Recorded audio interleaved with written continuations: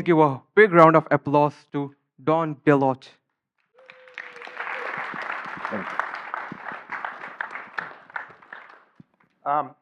In 2010, we started hearing about smart cities.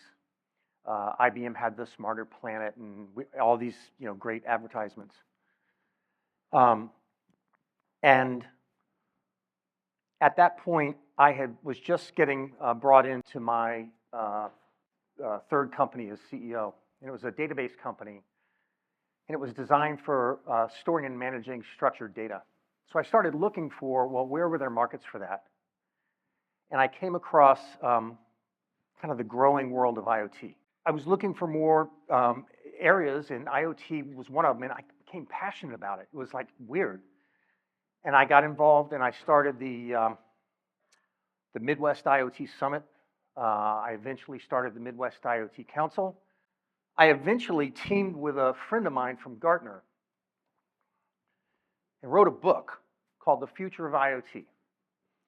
Now, there's a little secret they don't tell you. You know what happens when you write a book? I didn't know this.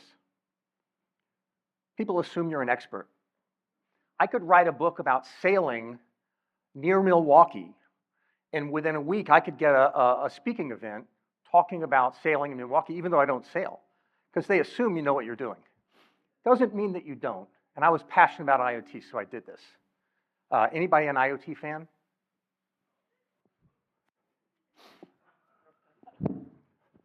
There you go.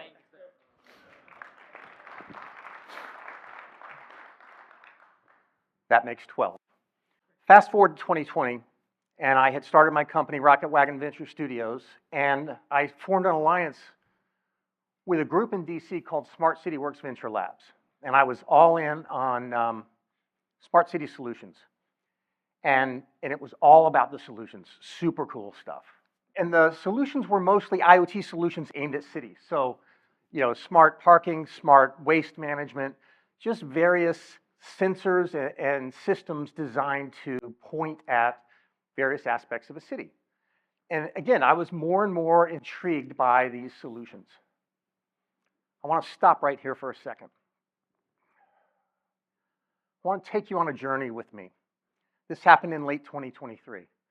Everything you're going to hear really is true, even though you may not believe it. Okay, I go to work early. This particular morning, it's 5:15 in the morning, the middle of winter. I get on the subway, and there's people sleeping on the seats. The subway smells a little bit like a combination of grime and cannabis. And I wonder if the people sleeping on the seats have a job, what kind of education they had or didn't have.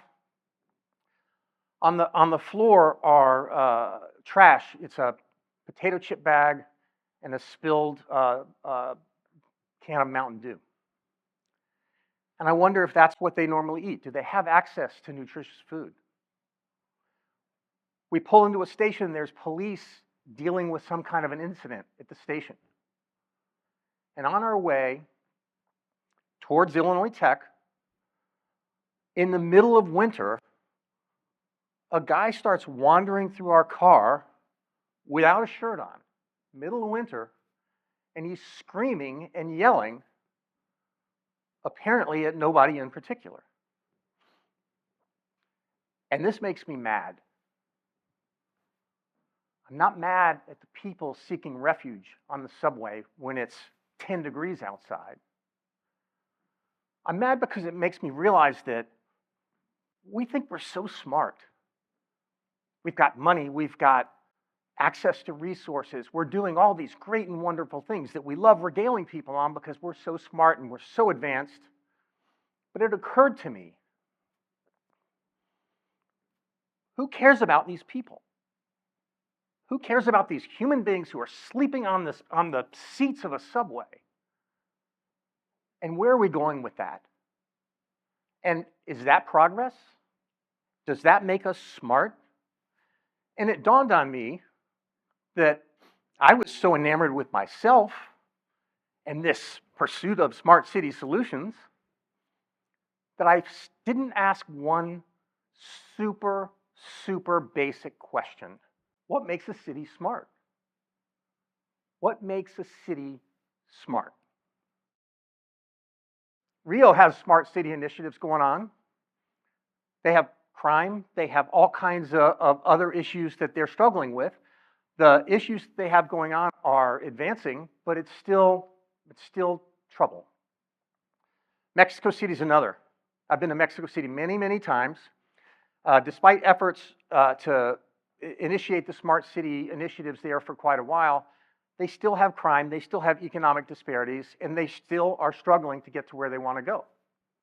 And Lagos, one of the biggest, fastest growing cities in Africa, has massive problems in terms of traffic, in terms of air pollution, in terms of crime. They definitely have smart city initiatives underway, and they're making progress, as all these cities are. But having a smart city initiative doesn't inherently solve urban issues in and of themselves. Now, there are some good examples. Amsterdam, for example, was really out front, and they started their initiatives early, and they are focused on all aspects of the operation of the city. But one of the things they did, not only did they get out in front of it, somebody in government in Amsterdam must have seen the Smarter Planet ad and said, hey, let's be a smarter Amsterdam. But they did it early, but they involved the people. It's the people and the process that make a big difference in how these go forward. Singapore is another. They're really widely known as one of the foremost in smart cities, and they have a really good focus on integrating technology into various aspects of what they want as a city, and therefore it's highly respected. And last is Copenhagen. Copenhagen is really known for sustainability, and they combine high quality of life with these solutions to support green living, efficient energy use, and innovative transportation. But let's ask for just 1 second, what makes a city smart? What makes a city smart? A smart city, it starts and ends with resilience. This is my partner, David Heyman. He runs Smart City Works Venture Labs in DC, and we work together, and I've been running that accelerator program for the last 2.5 years. David spent years in government. He managed the technology portfolio for the Department of Energy, and then he moved over to Homeland Security and headed up global policy, where amongst other things, he crafted and drove resilience as a national asset. David is one of the more purpose-driven people I've ever seen. A city that's smart educates its children.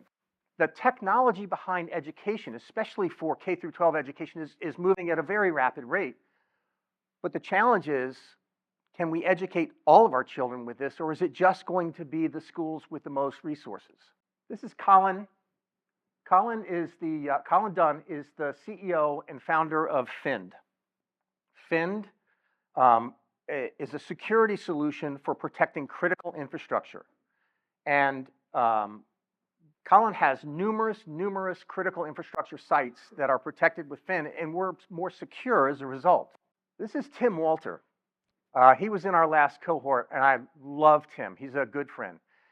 One of his good friends was really badly injured in a construction safety accident. And that drove Tim to form Safety View.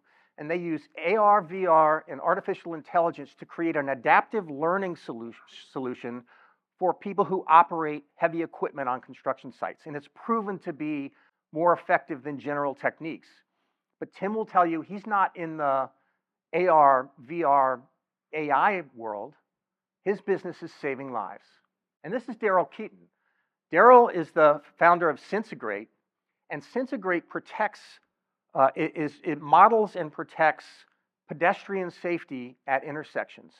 And Daryl will also tell you he's happy to be in the saving lives world. I was sharing this talk with some friends of mine in Barcelona, and actually she's a doc student at Illinois Tech. Her name is Cece Tham, and her partner is Mark Bunger.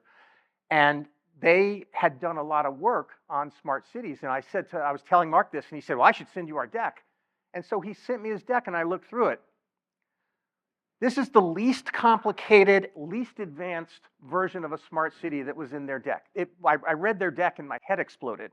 And it's so cool. But what's really cool about this, because this is all about transportation and logistics, what's really cool is that technology they're so good at it, but they're all about purpose. It's not the technology in and of itself, but it's the purpose and how they use it. And this is Varun Gujral. Varun worked at Penske and in fleet operations. And as EVs began to pick up in light fleet operations, he realized that one of the impediments was going to be the amount of investment in infrastructure needed to make this a reality. And so Varun said, well, why can't we create little mobile robots that bring the batteries to the fleet vehicles, and then you don't have to build out all the infrastructure? And that's how he came up with EV bots. A city that's smart has a reliable, sustainable energy infrastructure. This is Peter Simcoe. He started PowerX in Europe and the companion company Curve Energy in the United States.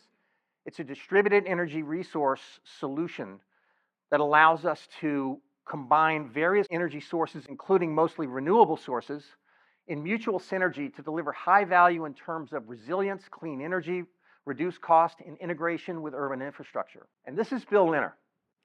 Bill is a retired Navy pilot, and he also was an expert at the Department of Defense at the Pentagon, working on threat management. And when he left the services, he formed Independence Hydrogen because Bill was passionate about understanding the critical nature of our infrastructure and the need to have resilience in it. So Independence Hydrogen creates hydrogen backup for critical resources. A city that's smart creates an opportunity for economic advancement and a good business climate. This is Chris Bennett. He's the founder of Technology Innovation Law. And Chris realized that there are underserved populations that are creative artists, mostly, that don't have IP protection. So he got together with his partner, who is a lawyer but also an IT person, and they built an AI-focused solution called IP Rights for All that allows for scalable outreach to help underserved artists protect their intellectual property. A city that's smart can provide nutritious food to its population in a resilient, sustainable way. This is my son, Connor. He's the executive director of Top Box Foods, which is a nonprofit that delivers food to food deserts. And they've serviced over 600,000 households, delivered over 10 million pounds of food, and served over 8 million meals across Chicago, New Orleans, and Baton Rouge since 2012. And this is Jara Siegel. He was another CEO in our cohort. Jara built his first biodome in his parents' backyard when he was in high school. How is that for a sense of purpose? And a biodome is designed to basically operate virtually without human intervention to grow fresh produce in urban settings. And Jara is passionate about scalable urban agriculture. A city that's smart provides a high quality of life. This is Mariano D'Aguilar. Mariano is the proprietor of River Sea Chocolates. And River Sea is a fair trade, ethically sourced company that sources from all around the world. And when they bring the goods back to the United States, they ship them in aluminum-hulled restored sailboats. You would not know this if you met Mariano at a street fair in Arlington, Virginia, but he is the essence of the United Nations Sustainable Development Goals. A city that's smart cares about the well-being of its citizens, the public health, mental health. It provides for this. This is my friend Victor Juarez. I love Victor. He's from Guatemala, and his company is called Tu Consejeria. It provides a WhatsApp-based service to reach out to people who are often living in the shadows and provides mental health services where they wouldn't get it otherwise, mostly to immigrants that are migrant workers from North Central America. And he has an AI backend that is designed to be much more productive, but also fight stigma. Victor is an unbelievable good guy, and what he's doing with Tu Consejeria is solving very, very real problems. Is it a smart city solution? A lot of people would say no. I say absolutely it is. And a city that's smart creates a sustainable, resilient infrastructure. The guy on the right is Brian Fennell. He's an unbelievable guy.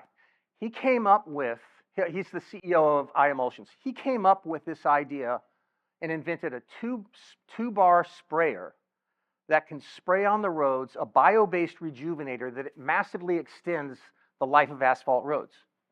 And this can not only reduce carbon emissions in a big way, it can save literally billions of dollars.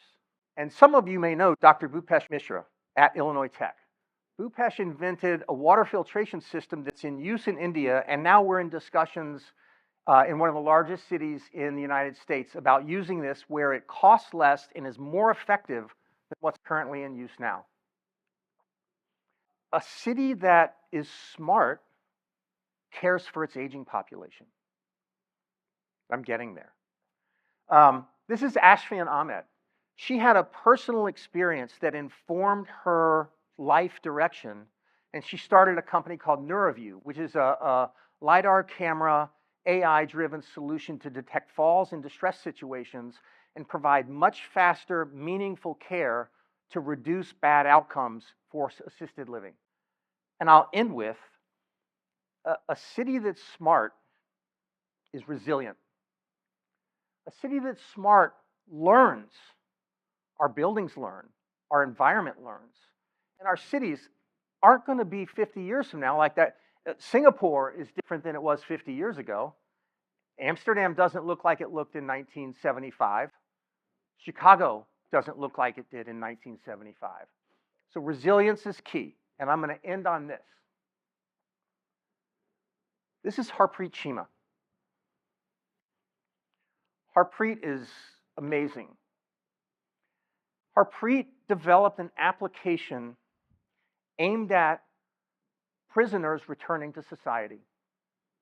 It integrates housing, medicine, job services, mental health services, substance abuse. It integrates the variety of services up to and including the transmission of voucher funds that reduces the time to get these services by about 90%. And it's shown that one of the reasons we have such a high recidivism rate is because prisoners have a tough time getting the very basic services that allow them to lead a normal life. And so Harpreet is changing that. And so when we look at this issue and we think about the prisoners in reentry, it's so common for people to denigrate and say, complain about these people and they're bad and that we as a society can do better than that, but we don't. It's easy. They can be the people on the subway at 5:15 in the morning, and we look past it. But Harpreet doesn't. Harpreet cares, and she's not in the business of having an application. She's in the business of reducing recidivism. And she's the essence of resilience that we should strive for. Our cities are going to continue to advance at a faster and faster rate. The solutions are getting better and better. And the technology, as a tech geek, I can say, the technology is really cool. But the technology is means to an end. If we want to make progress as a society, it's okay to embrace the technology, but we should start by asking why. We should start by saying what makes a city smart and then follow that trail. Thank you.